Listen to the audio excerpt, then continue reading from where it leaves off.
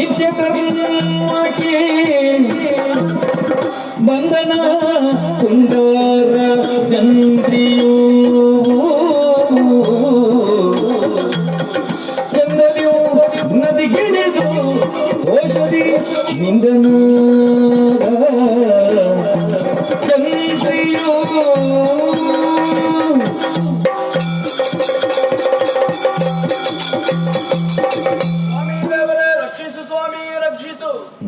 ಮನುಷ್ಯ ಜನ್ಮ ಎನ್ನುವುದು ಶ್ರೇಷ್ಠವಾದ ಜನ್ಮ. ಅದೆಷ್ಟೋ ಜನ್ಮದ ಪುಣ್ಯದ ಸಲುವಾಗಿ ಮನುಷ್ಯ ಜನ್ಮ ಒದಗಿ ಬರ್ತದೆ. ಈ ರೀತಿ ಒದಗಿ ಬಂದಂತಹ ಮನುಷ್ಯ ಜನ್ಮವನ್ನು ಸಕಲ ವಿಧದ ಸಾಧನದ ಮೂಲಕ ಸಾರ್ಥಕಪಡಿಸಿಕೊಂಡ್ರೆ ಮಾತ್ರ ಮನುಷ್ಯನಾಗಿ ಹುಟ್ಟಿ ಬಂದದ್ದಕ್ಕೊಂದು ಅರ್ಥ ಅನ್ನುವುದು ಸಿಗುವುದು, ಜೀವನಕ್ಕೆ ಸಾರ್ಥಕತೆ ಅನ್ನುವುದು ಸಿಗುವುದು. ಹಾಗೆಂದು ಹುಟ್ಟಿದಂತಹ ಮನುಷ್ಯನಿಗೆ ಒಂದು ಕರ್ಮ ಬೇಕು, ಕಾಯಕ ಬೇಕು ಎನ್ನುವಂತಹ ಉದ್ದೇಶದಿಂದ ನಮ್ಮ ಪೂರ್ವಜರು 4 ವರ್ಣಾಶ್ರಮ ಧರ್ಮಗಳನ್ನು ಮಾಡಿ ಹಾಕಿದ್ದಾರೆ ಸ್ವಾಮಿ. ಬ್ರಾಹ್ಮಣ, ಕ್ಷತ್ರಿಯ, ವೈಶ್ಯ, ಶೂದ್ರ ಎನ್ನುವಂತಹ 4 ವರ್ಣಾಶ್ರಮ ಧರ್ಮಗಳಲ್ಲಿ ಮೇಲಿನ ಕುಲವಾದಂತಹ ಬ್ರಾಹ್ಮಣ ಕುಲದಲ್ಲಿ ಕೇರಳ ರಾಜ್ಯದ ಕುಂಟಾರ ಕ್ಷೇತ್ರದಲ್ಲಿ ಬ್ರಾಹ್ಮಣ ದಂಪತಿಗಳ ಮಗನಾಗಿ ಹುಟ್ಟಿ ಬಂದೆ ಸ್ವಾಮಿ. ಅದು ನನ್ನ ಪಾಲಿಗೆ ಒದಗಿ ಬಂದಂತಹ ಸೌಭಾಗ್ಯ ಎನ್ನುವ ಹಾಗೆ ಭಾವಿಸಿಕೊಂಡಿದ್ದೇನೆ. ಅಪ್ಪಾಜಿ ಅಳಿದು ಹೋದಂತಹ ನಂತರದಲ್ಲಿ ತಂತ್ರಿಗಾರಿಕೆಯ ಬೇರೆ ಕೆಲಸವನ್ನು ಮಾಡುತ್ತಾ ಬಂದವ ನಾನು. ಕೆಲಸ ಮಾಡುವಾಗ ನಿಷ್ಠೆ ಬೇಕು ಸ್ವಾಮಿ, ಹಾಗಿದ್ರೆ ಮಾತ್ರ ಜನ ಮೆಚ್ಚುತ್ತಾರೆ. ಮನೆಯಿಂದ ಹೊರಗೆ ಹೋಗುವಂತಹ ಸಂದರ್ಭದಲ್ಲಿ ಮನುಷ್ಯನ ಕಾಲಿಗೆ ಅಡ್ಡ ಬಿದ್ದು ಹೇಳ್ತಾರೆ, ಭೂಮಿಗಿಳಿದಂತಹ ದೇವರು ನೀವು ಎನ್ನುವ ಹಾಗೆ. ಖಂಡಿತವಾಗಿ ಕೂಡ ಅದು ನಾನು ಮಾಡಿದ ಸಾಧನೆ ಅಲ್ಲ, ಆ ದೇವರ ಅನುಗ್ರಹ, ಅವರ ಪ್ರಸಾದ ಎನ್ನುವ ಹಾಗೆ ಭಾವಿಸಿಕೊಂಡಿದ್ದೇನೆ. ಪ್ರತಿನಿತ್ಯದ ಹಾಗೆ ಬೆಳಿಗ್ಗೆ ಎದ್ದು ನಿತ್ಯ ಕರ್ಮಗಳ ಪೂರೈಕೆಯೆಲ್ಲ ಆಗಿದೆ. ಇನ್ನು ದೇವರ ಜಪ ಆಗಬೇಕು, ದೇವರ ನಾಮಸ್ಮರಣೆ ಆಗಬೇಕು. ದೇವರ ನಾಮಸ್ಮರಣೆ ಆಗಬೇಕು ಅಂತಾದ್ರೆ ದೇಹಶುದ್ಧಿ ಅಗತ್ಯ ಅಲ್ವೇ ಸ್ವಾಮಿ? ದೇವರ ನಾಮಸ್ಮರಣೆಗೆ ದೇಹಶುದ್ಧಿ ಅಗತ್ಯವಾ ಅಂತ ಕೇಳಿದ್ರೆ ತಿಳಿದವರು ಒಂದು ಮಾತನಾಡಿದ್ದಾರೆ ಸ್ವಾಮಿ. ಮನದಲ್ಲಿ ನೆನವಂಗೆ ಮನೆಯದ ಮಠವೇನು, ಮನದಲ್ಲಿ ನೆನೆಯದವನು ಆಲಯದ ಕೊನೆಯಲ್ಲಿದ್ದೇನು ಎನ್ನುವ ಹಾಗೆ ದೇವರ ಬಗ್ಗೆ ನಿಜವಾದ ಪ್ರೀತಿ, ನಿಜವಾದ ಭಕ್ತಿ ಇಟ್ಟುಕೊಂಡವ ಎಲ್ಲಿದ್ರೂ ಕೂಡ ದೇವರ ಆಶೀರ್ವಾದ ಅವನ ಮೇಲೆ ಇರ್ತದಂತೆ. ಹಾಗೆಂದು ದೇವರ ಬಗ್ಗೆ ನಿಜವಾದ ಪ್ರೀತಿ ಇಟ್ಟುಕೊಳ್ಳದೆ, ನಿಜವಾದ ಭಕ್ತಿ ಇಟ್ಟುಕೊಳ್ಳದೆ ದೇವರ ಕಾಲಡಿಯಲ್ಲಿ ಪೂಜೆ ಮಾಡ್ತಾ ಇದ್ರು ಕೂಡ ಆ ಪೂಜೆ ದೇವರಿಗೆ ಸಂದಾಯ ಆಗುವುದಿಲ್ಲವಂತ ಸ್ವಾಮಿ. ಅದಕ್ಕಲ್ವೇ ತಿಳಿದವರು ಹೇಳಿದ್ರು, ಭಕ್ತಿ ರಹಿತ ಪೂಜೆ ವಿಳಾಸರಹಿತ ಪತ್ರದ ಹಾಗೆ ಎನ್ನುವ ಹಾಗೆ. ಭಕ್ತಿ ಇಲ್ಲದ ಪೂಜೆ ವಿಳಾಸ ಬರೆಯದ ಪತ್ರ ಇದ್ದ ಹಾಗಂತೆ, ಅದು ಎಲ್ಲಿಗೆ ಮುಟ್ಟಬೇಕೋ ಅಲ್ಲಿಗೆ ಮುಟ್ಟುವುದಿಲ್ಲ. ಹಾಗೆಂದು ದೇಹ ಶುದ್ಧಿ ಆದ ಮೇಲೆಯೇ ದೇವರ ನಾಮಸ್ಮರಣ ಆಡುವುದು ನನ್ನ ನಿತ್ಯದ ಕರ್ಮಗಳಲ್ಲಿ ಒಂದು. ಹಾಗಾಗಿ ಇನ್ನು ತಡ ಮಾಡುವುದಿಲ್ಲ, ದೇಹ ಶುದ್ಧಿಗೆ ಬೇಕಾಗಿ ನದಿಯ ತಟಕ್ಕೆ ತಾಳುತ್ತೇನೆ.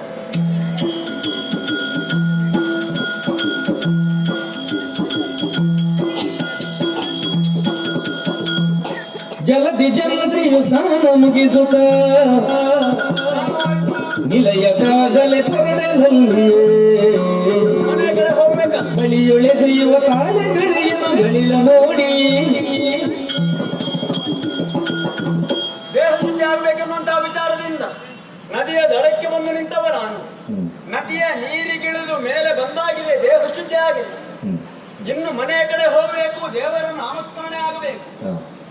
ಆದರೆ ಮನೆಗೆ ಹೋಗುವುದಕ್ಕಿಂತ ಮೊದಲು ದೇವರ ನೀರು ಕೊಂಡು ಹೋಗುವುದು ನನ್ನ ನಿತ್ಯದ ಕರ್ಮಗಳಲ್ಲಿ ಒಂದು.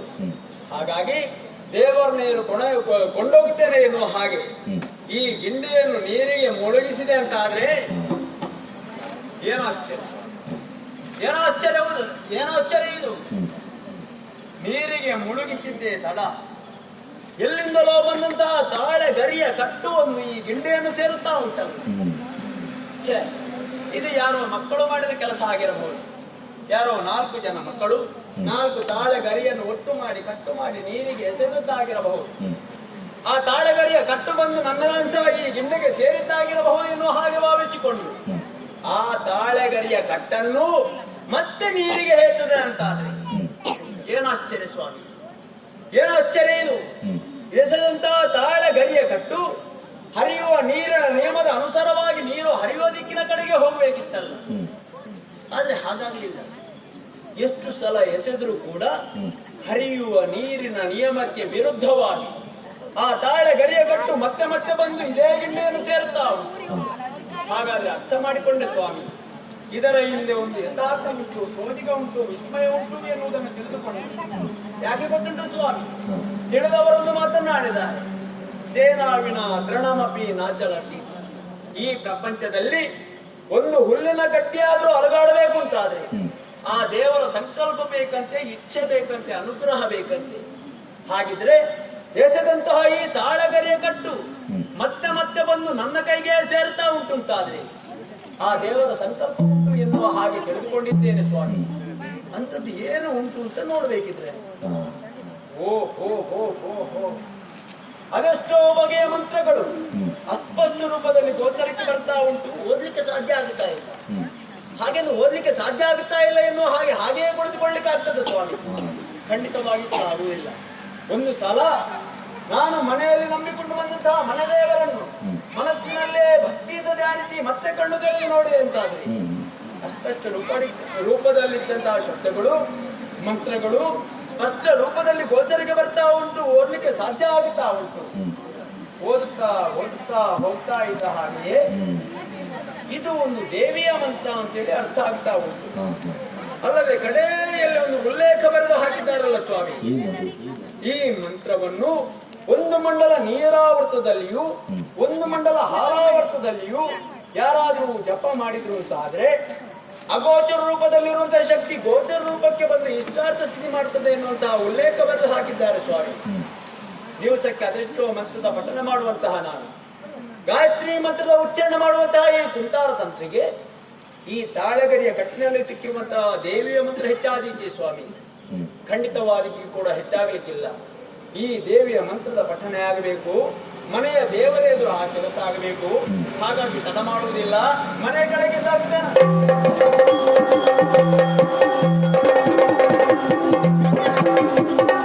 ಜಂತ್ರಿಯು ಜಪಿಸುವ ಮಂತ್ರಕ್ಕೆ ಶಂಕರಿ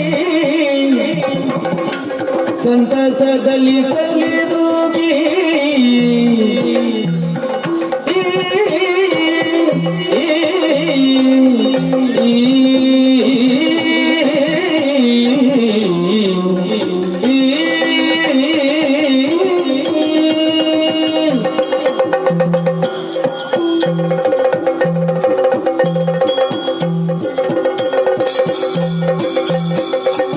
ಜಂತ್ರಿಯು ಜಪಿಸುವ ಮಂತ್ರಕ್ಕೆ ಶಂಕರಿ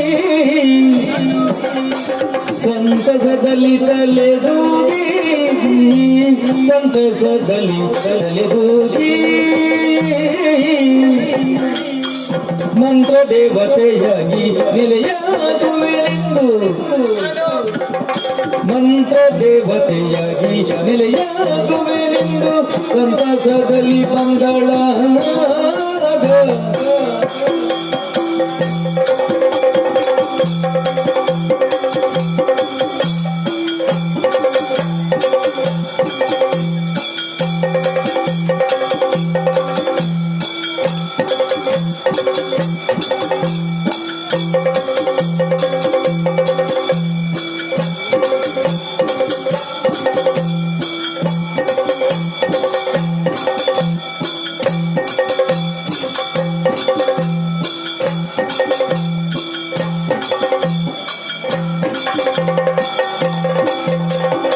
ಜಂತ್ರಿಯು ಜಪಿಸುವ ಮಂತ್ರಕ್ಕೆ ಶಂಕರಿ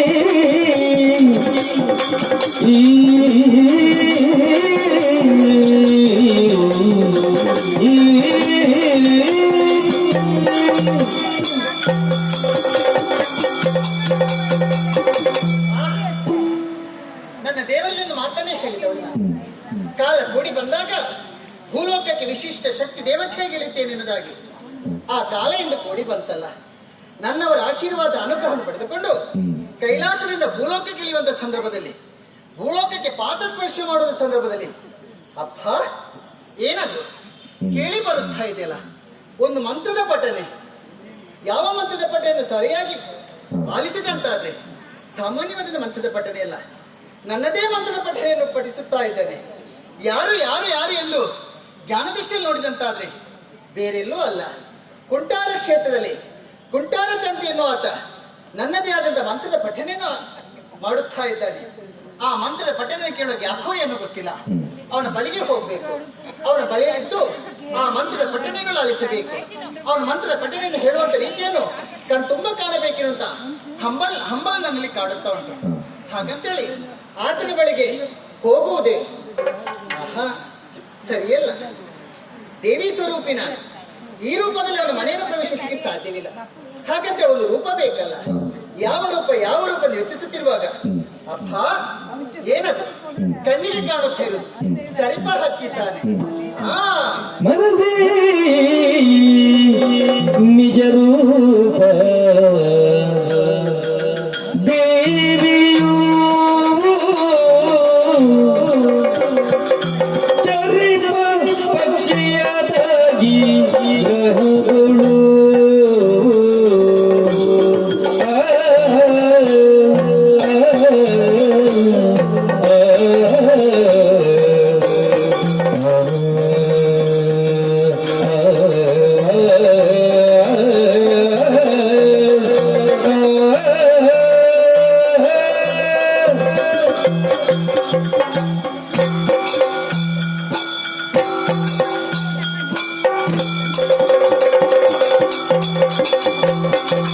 ಮರೆಸಿ ನಿಜ ರೂಪವ ದೇವಿಯು ಚರಿಪ ಪಕ್ಷಿಯದಾಗಿ ದೇವಿಯ ಚರಿಪ ಪಕ್ಷಿಯದಾಗಿ ಗ್ರಹಗಳು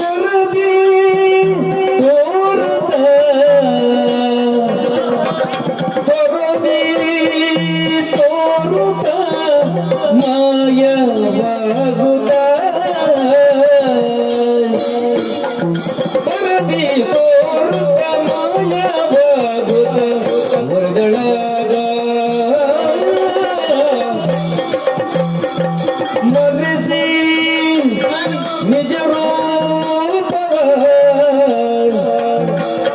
ದೇವಿಯು ಚರಿಪ ಪಕ್ಷಿಯದಾಗಿ ಗ್ರಹದಳು ತೊರದಿ ತೋರುತ್ತ ಮಾಯವಾಗುತ್ತ